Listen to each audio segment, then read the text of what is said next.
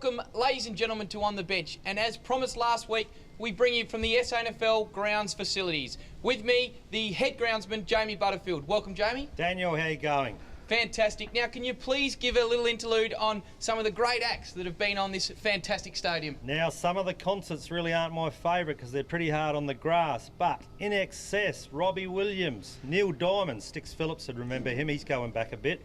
ABBA, great concerts, great times. Fantastic. Now, AAMI Stadium is known for its fantastic turf and its magnificent facility worldwide. How do you keep the ground so lush at all times of the year? Our staff are pretty dedicated. We spend almost all the 4 days of the week out there preparing the turf, mowing the turf, fertilising and tendering it with loving care, mate.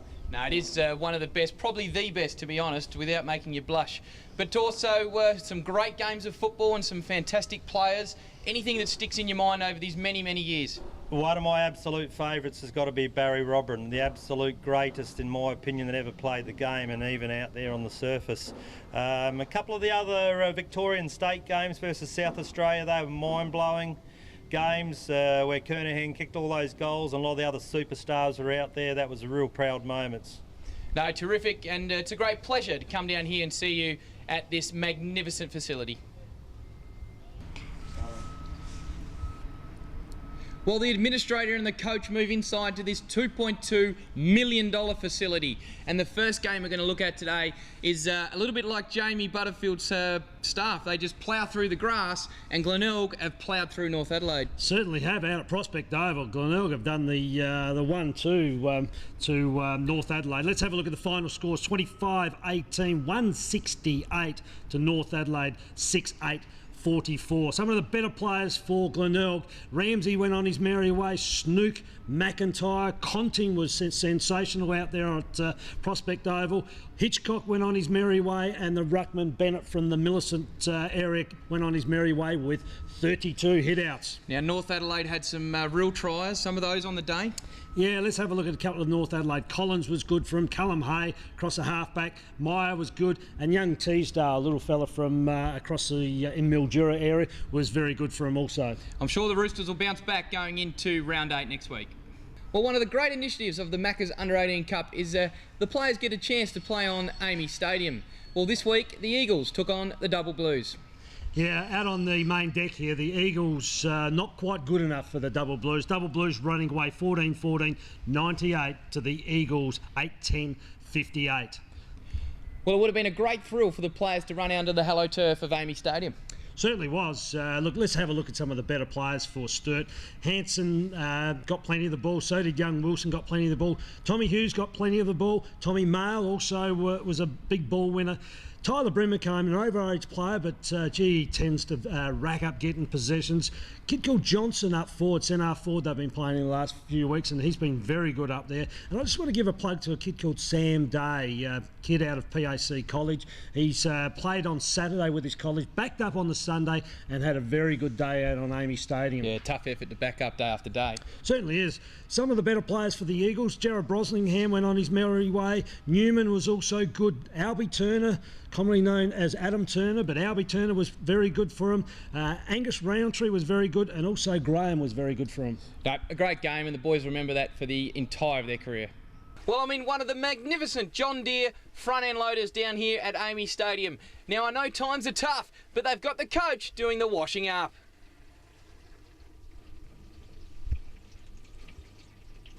Well, just like the John Deere front-end loader, I hope Centrals can dig their way out of this one. Let's have a look at the game out at Elizabeth Oval. It was an early start for the young fellas out there. They had to wipe the sleet out of their eyes, and away they went. Let's have a look at West Adelaide's final score, 127 to Central's 11-1, straight kicking 67. No, and they have been in good form, Centrals, the last few weeks, taking on some of the teams at the top of the ladder, but sort of just slid away in this game. Yeah, look, they were missing a couple of their key components that were on state duties in Jack Hanneth and Daniel Menzel. Let's have a look at the West Adelaide best players. Ward, Farmer, Ribbons, a young fellow there that's got a bit of a cricketing background. Hines is also very good. Sukul, Seamers, and a young fella called Westhoff, which is probably a name that usually comes out of the Centrals camp. No, and a great name, but a little bit of pressure, I suppose, when that comes. Certainly is. Let's go across the Centrals. Obviously, with a scoreline like that, they didn't have that many good players. They named Williams, Schiller, Waldholter and Fry as their best. Well, I'm sure they'll get back on the track and bounce back next week, Coach. They certainly will. In the driest state, in the driest continent in the world, how are we here at AAMI Stadium saving every drop we can? Environmentally friendly, yes we are.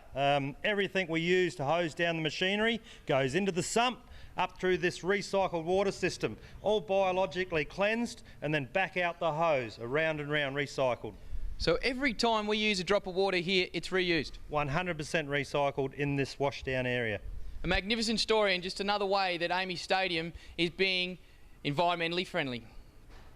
Well, you get absolute tingles down your spine when you get to walk on the perfect AAMI Stadium, beautifully manicured by the great Jamie Butterfield. We move on to the last game of the round, Coach.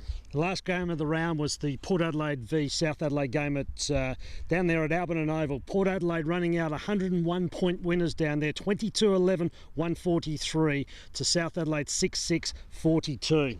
Let's have a look at the major ball winners for Port Adelaide. Howe had himself 20 touches, including 4 goals. Linky had 17 touches, 6 marks, 10 hit-outs and 6 goals for a centre-half forward. Matty Rose had 14 touches. Killer Kowalski had 18 touches, and also Durham had 22 touches. Let's announce the MVP. We might as well come out of this game. Zach Perry from Port Adelaide Magpies got himself the MVP. 26 touches, 7 marks, 10 inside 50s, 3 goals, 2 for his tally. That is a damaging game of football. That's a big day out. Let's have a look at some of the South Adelaide better players. Beath was one of their better players. McKay, Taggart, and also Stanfield. No, a great game out there, and 2 teams probably on the rise, and Port really showing what they're worth in this competition. Absolutely, the cream rises to the top, as they say. It's now time to turn our attention to the under-16 competition. The under-16 Macca Shield, as it's now known. The grand final this weekend will be played here at AAMI Stadium between the Nord Football Club and the Glenelg Football Club. The Macca Shield, new into the competition this year, is one of the great sponsorships that's come on board with the SANFL this year. The two sides, the Glenelg Football Club, coached by Wayne Smith, and the Nord Football Club, coached by David Odie, go head-to-head. The table as it finished at the end of the season saw Norwood winning 7 of their 8 games. It saw Glenelg winning 6 of their 8 games, along with Central Districts also winning 6 out of their 8 games. But the Glenelg Football Club go through on a maximum or a superior percentage. Let's look at a couple of the players. A couple of players from the Nord Football Club that I think you should be looking at is Mitchell Grigg from the Athelston Football Club, Michael Elegio from the Ross Trevor College and Paynham Football Club, John Giannani from the Walkerville Football Club, Alex Forster from Pembroke and also from the Paynham Football Club, Luke Rander from the Athelston Football Club, and also Ben Vidic from the St Peter's College. Let's look at the Glenelg Football Club. A number of their recruits come from down the southeast. We've got Trent Overton from Brighton, Lewis Hender from the Keith Football Club, Jacob Carger from Brighton, Jack Gregory from down at Tantanoola, Tim McIntyre, the brother of Ben McIntyre from Narracourt, and just to finish off with a couple of the young ones, Matt D'Angelo and Jordan Newton is worth a mention. Should be a cracking game here on Sunday morning at AAMI Stadium. We look forward to a really good ending to the under-16s Macca Shield. Here we are down on the famous turf of AAMI Stadium. I asked Jamie Butterfield if he'd give me a quick lesson on how you maintain and keep the grass. He's handed me these old secateurs and said, go and cut it for yourself. Well, what an absolute pleasure it's been for the coach and the administrator bringing you on the bench from the SANFL grounds facilities. But there's only one small error. I've cut the grass too short. Here comes Jamie.